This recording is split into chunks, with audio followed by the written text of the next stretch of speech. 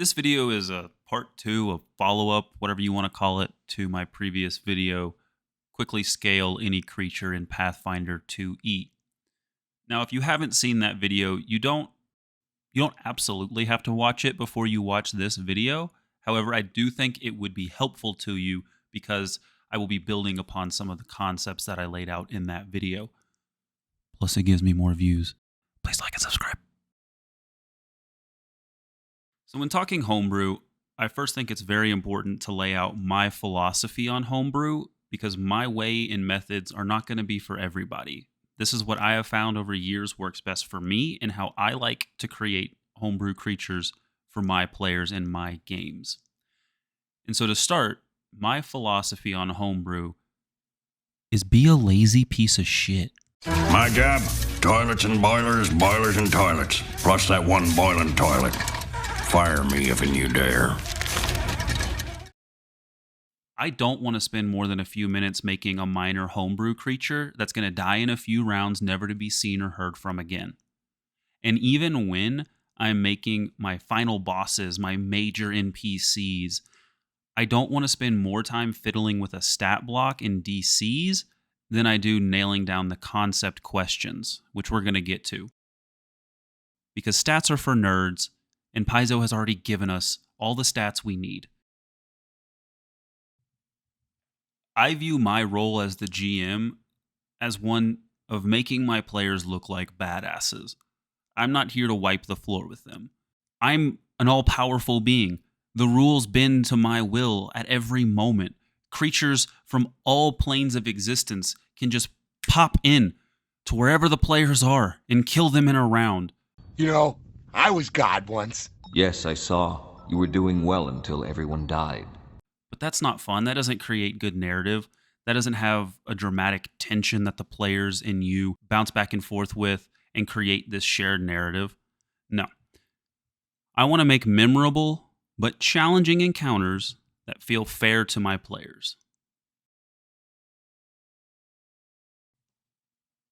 So if I'm starting to get to the point where I feel a homebrew creature might be necessary, the first thing I do is anything and everything to avoid having to homebrew a creature from the ground up. I will look at the bestiaries to see if there are creatures that are of a similar level to the one that I'm thinking about making. Can I just swap a few stats around, or can I take an ability from one creature and give it to another?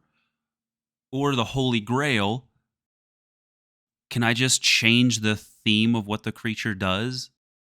Instead of blasting fire in an area, can they emit poisonous clouds in an area? Boom, that creature's done. But unfortunately, that's not always the case. So let's finally jump in to what I do to homebrew creatures in Pathfinder 2E and the tools that I use to do so. Well, hurry up, we're waiting. For me, the most important aspect of creating a homebrew creature is to really nail down the concept. And I have a few checkbox items that I go through and try to hit the majority of whenever I am homebrewing a creature.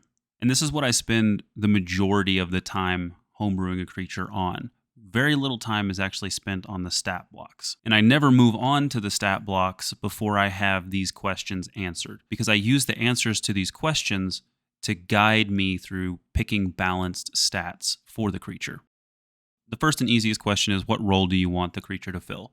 Are you wanting to build a beefy tank, a blaster caster, or some weird and wild horror from the deep? Then I move on to answering thematic questions about the creature. What do you want an active ability to look and feel like? What thematic role do you want it to fill in this encounter? These are things that the creature is going to be doing to the player on the creature's turn. Do you want the creature to burrow underground and then erupt, sending debris flying in an area and knocking the players back? Once I have one or two active abilities down, the next thing I do is I think of a defensive ability for the creature. And when I talk about defensive abilities, I like to think of them as problems for the players to solve on the player's turn. Is this an aura that prevents healing whenever you're close to the creature? Is it something that breaks the player's minds whenever they are looking at the creature and they have to figure out a way to fight it without vision?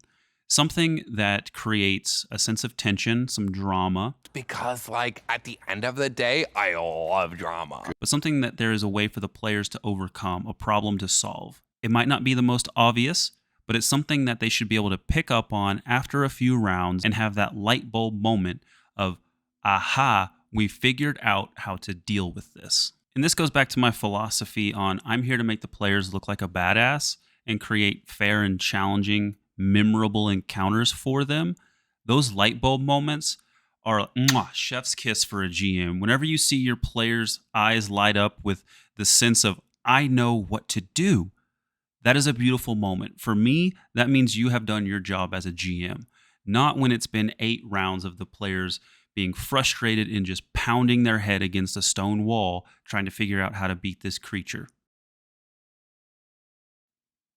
The tools that I use to homebrew creatures are almost identical to the ones that I used in my previous video, how to quickly scale any creature. And the methods are very similar, where I look at the tier of an ability, whether it be extreme, moderate, so forth, and I plug and play with those numbers so I don't have to spend a lot of time tweaking, a +1 or a +2 here or there. A lot of the work is already done there for you. I also use the DC by level table. I explain in my scaling video that I use this for abilities that have an express set DC in their text box. Abilities that say you must succeed on a DC 25 reflex save. Things like that have an express number in the ability, and it's not just based off of the creature's class DC or their spell DC or something like that. I'll use the DC by level table to pull in a number and then modify it whether I want it to be easy or hard, so forth. The biggest thing I use when homebrewing creatures is actually the bestiaries. I'll get into a little more on how I use them in the next section when I talk about judgment calls and balance, but the bestiaries are a major tool that I use whenever I'm homebrewing creatures and allow me to save a lot of time. And then the last thing that I will use is class feats. There are a lot of really cool class feats out there, and you can drop those into a creature. I know they're for players, but you are a god not bound by mortal rules. I use chains of feats that have prerequisites that build on one another to flush out the theme and abilities of a creature. But if there's an ability that I really, really want from a class feat, sometimes I'll just put it in there. I don't care about the prerequisites. It's not going to matter, I promise you. It will not come up in the fight. What will come up is that really cool ability that you chose because you're excited to use it. I don't want to spend too much longer going into the exact methods I use for plugging and playing numbers. All of that was covered in my how to scale video, and this video is already getting long enough. So if you made it this far, pause the video and go watch the how to scale video, I guess. I don't know. All right, so now we're finally at the point that you're all here for. How do I balance my homebrew creatures? Well, I got some bad news. A lot of it is just experience.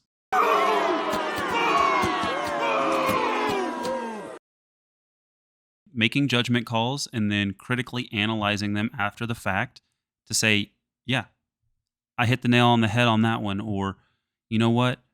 That ability or that creature, with some further tweaking, it would have been great, but I didn't quite hit the mark this time. But now I know for next time what I need to do. I think the best way to explain this is, let me give you an example from my game. We just finished a 2-year-long campaign that took the players from level 8 to level 16, and along the way there were some homebrew creatures that I introduced. One of them was a big bad vampire monk, and he had an ability that I created where he did a dash grab and then slam someone against the wall. It was 2 actions. He dashed through, he could make a grapple attempt at someone. If he grabbed them, he could continue his movement, and if he ended next to a wall, he would slam the player into it. And this was an 18th level creature. Now, pretty much all this was a modified version of the monk's stunning fist ability with a little more flavor and flair added on for this creature. After the fight, I realized that it really, really sucks to stun lock a player. It's really powerful. It made the fight feel tense, but for the players that got stun locked, it absolutely sucked. For them, it was the wrong kind of memorable encounter. But I say this because you need to have these same kind of views on your fights, your creatures that you homebrew.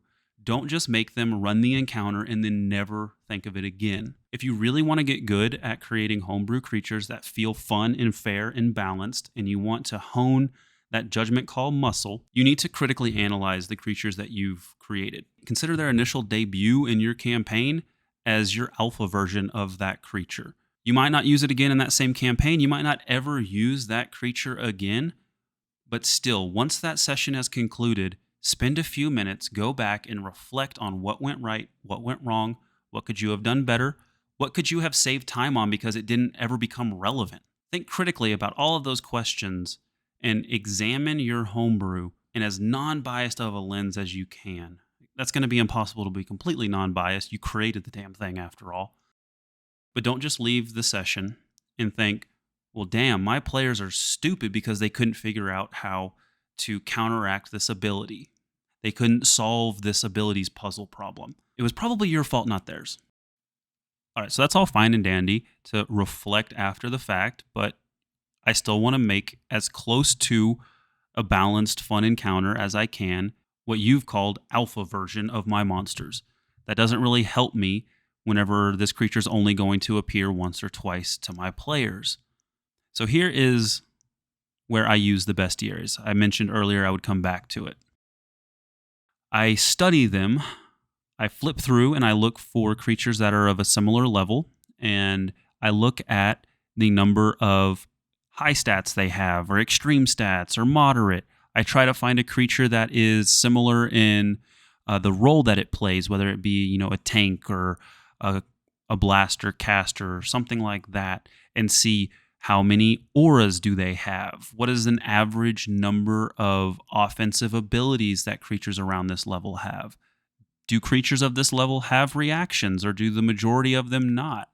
And I kind of just keep a shorthand checklist of those things as I go through, and I use that as guide rails to keep me on the right path when I'm building my homebrew creatures, so I don't veer too far into the overpowered or too far into the underpowered.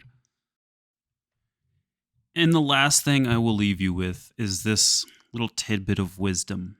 If you've learned nothing else from this video, show a little restraint. As GMs, we have the tendency to want to create these big, grandiose encounters, and we think that sheer difficulty is what creates that. Oftentimes, it's not. You don't need to have every creature have an extreme stat or even a high stat. Rely on your concepts. Ask yourself what this creature should be strong in, what this creature should be weak in, and what can I put in here that is a problem for the players to solve and that the players feel they can exploit once they've learned this weakness.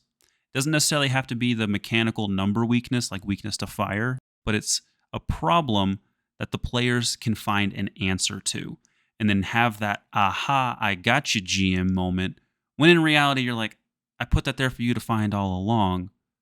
I got you.